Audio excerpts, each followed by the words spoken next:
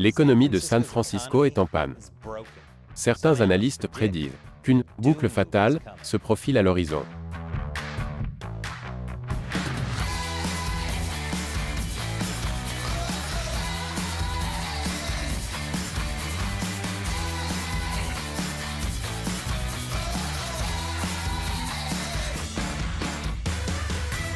Bienvenue à l'émission Amérique dévoilée, je m'appelle Chris Chappell. La Californie a beaucoup de problèmes. Les sans-abri, la crise de la drogue, la criminalité et les prix exorbitants de l'immobilier. En outre, ces perspectives économiques laissent à désirer. Certains analystes se demandent si l'économie californienne n'est pas en train d'entrer en récession. Plus vite que le reste des États-Unis, en tout cas. Mais en Californie, une ville est particulièrement touchée. Et il s'agit de San Francisco. En effet, selon le San Francisco Chronicle, San Francisco pourrait être au bord de la faillite.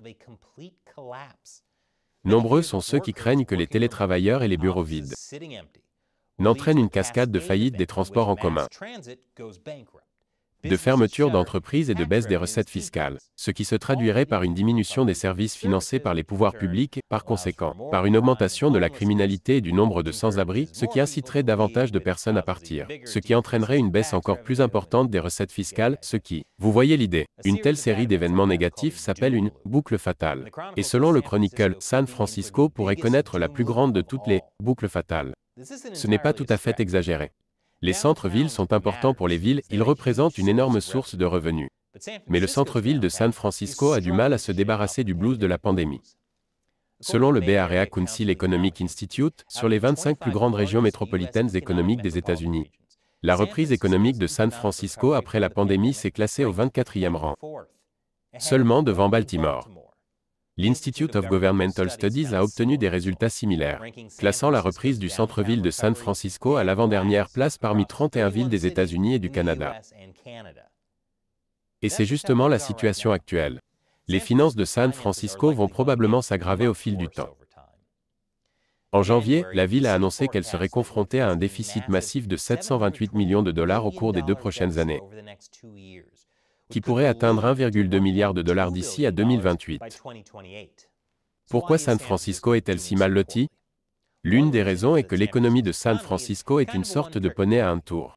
Elle dépend fortement des startups technologiques et de leurs bureaux pour en tirer des recettes fiscales. Pendant des décennies, San Francisco a été l'épicentre de l'investissement en capital risque, ce qui a attiré un grand nombre de startups financées par le capital risque et de jeunes entreprises publiques. Les gens supposaient que tous ces gens travailleraient toujours dans des bureaux, ce qui, à son tour, contribuerait à générer de l'argent grâce à l'utilisation des transports publics et aux dépenses dans les entreprises locales. Selon le Bay Area Council Economic Institute, le travail de bureau représentait 72% du produit intérieur brut de la ville avant la pandémie. Mais la pandémie a frappé, entraînant une baisse massive de la fréquentation des bureaux. La pandémie a entraîné des changements permanents. Depuis la pandémie, le travail hybride et le télétravail sont devenus la nouvelle norme, ce qui signifie un San Francisco peuplé de bureaux vides. Au premier trimestre 2023, le taux d'inoccupation des bureaux de San Francisco a atteint près de 30%. À titre comparatif, le taux d'inoccupation des bureaux de San Francisco avant la pandémie était inférieur à 4%. Et comme les entreprises ne veulent pas continuer à payer un loyer pour des bureaux vides, San Francisco pourrait perdre jusqu'à 200 millions de dollars de recettes fiscales. Il s'avère que les startups financées par le capital risque et les petites entreprises publiques du secteur technologique sont exactement le type de personnes qui peuvent facilement travailler à distance. Et les gens préfèrent cette formule, surtout quand les rues ont l'air de ressembler à ça. Pour ne rien arranger, il n'y a plus d'argent facile pour les entreprises technologiques depuis que la Silicon Valley Bank s'est effondrée. Bien que San Francisco abrite un grand nombre d'entreprises multimilliardaires, elles ne suffiront pas à sauver la ville. D'autant plus que ces entreprises licencient à tour de bras après s'être rendues compte qu'elles avaient connu une croissance trop rapide pendant la pandémie. À l'heure actuelle, presque toutes les entreprises du secteur des technologies le font. Beaucoup craignent que ces licenciements ne fassent grimper le taux de chômage dans la région de la baie de San Francisco. Et ce n'est pas tout. En plus de tout cela, le système de transport de la ville, dont les revenus dépendent de la fréquentation des bureaux, risque maintenant de s'effondrer financièrement. Le réseau de métro-bars du centre-ville de San Francisco est actuellement à moins de 30% des niveaux de 2019. Et comme il y a moins de gens qui se déplacent, certains disent que ce n'est qu'une question de temps avant que d'autres entreprises ne s'effondrent. Avec toutes leurs recettes fiscales, il semble que la dépendance excessive de San Francisco à l'égard des entreprises technologiques pour faire tourner l'économie se soit retournée contre elle. San Francisco peut-elle arrêter la boucle fatale? Je vous le dirai après la pause. Bienvenue à tous. La situation de la ville de San Francisco n'est guère réjouissante.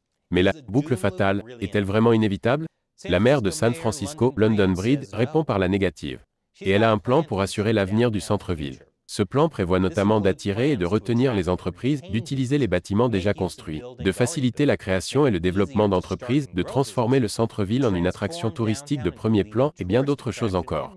Pour atteindre ces objectifs ambitieux, Madame Breed souhaite améliorer les procédures d'autorisation. Cela permettrait de réduire les formalités administratives et d'accélérer la construction de logements afin d'atteindre l'objectif fixé par l'État, à savoir la construction de 82 000 nouveaux logements au cours des 8 prochaines années. Elle a même réussi à obtenir l'autorisation d'accélérer des projets immobiliers en suspens. Outre la question du logement, Madame Breed a également proposé plus d'une centaine de modifications visant à rationaliser le processus d'obtention de permis pour les petites entreprises. Elle soutient également une proposition de loi du sénateur Scott Wiener visant à autoriser la consommation d'alcool en plein air dans certains lieux.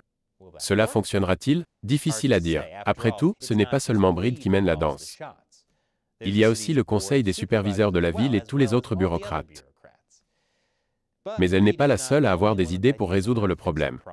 Le directeur général du Bay Area Council suggère que San Francisco s'inspire davantage de Toronto, au Canada, et qu'elle se concentre non plus sur la technologie, mais sur des activités qui nécessitent un travail en personne, telles que la recherche et le développement, la biotechnologie, la recherche médicale et l'industrie manufacturière. Mais il n'y a aucune garantie que cela résoudra les problèmes de San Francisco. Il est difficile de considérer Toronto comme un bon modèle pour San Francisco, alors qu'elle-même a également du mal à garder ses bureaux. Le cofondateur de Vimeo propose quant à lui de convertir les bureaux du centre-ville en logements pour étudiants, ou en une nouvelle université afin d'attirer de nouveaux et jeunes résidents qui pourraient alors soutenir les entreprises locales. Bien entendu, les logements pour étudiants devraient être beaucoup plus abordables que les logements typiques de San Francisco. Et la ville devra peut-être faire quelque chose pour améliorer la situation dans les rues. Les étudiants aiment se sentir en sécurité. Le San Francisco Chronicle suggère que San Francisco ressemble davantage à la ville de New York.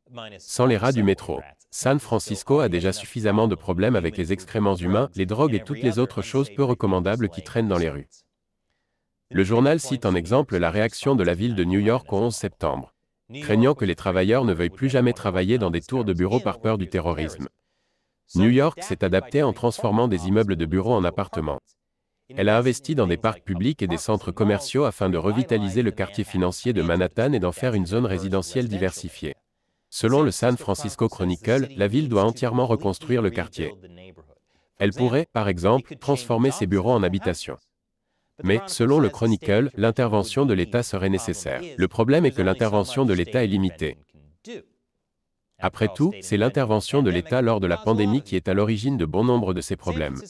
La bureaucratie de San Francisco est notoirement inefficace. Elle a prouvé qu'elle gaspillait des centaines de milliers de dollars pour ce qui ne devrait représenter qu'une fraction du coût.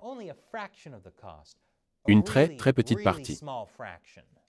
Il existe de nombreux autres exemples de mauvais usage de l'argent à San Francisco. Je vous propose quelques liens ci-dessous. Les projets du maire Breed visant à rationaliser la bureaucratie pourraient être utiles, mais même si San Francisco parvient à faire de son centre-ville un lieu résidentiel, elle devra toujours faire face à des problèmes tels que la criminalité, la consommation de drogue et les sans-abri. Et ce ne sont pas ces problèmes qui inciteront les gens à rester longtemps à San Francisco.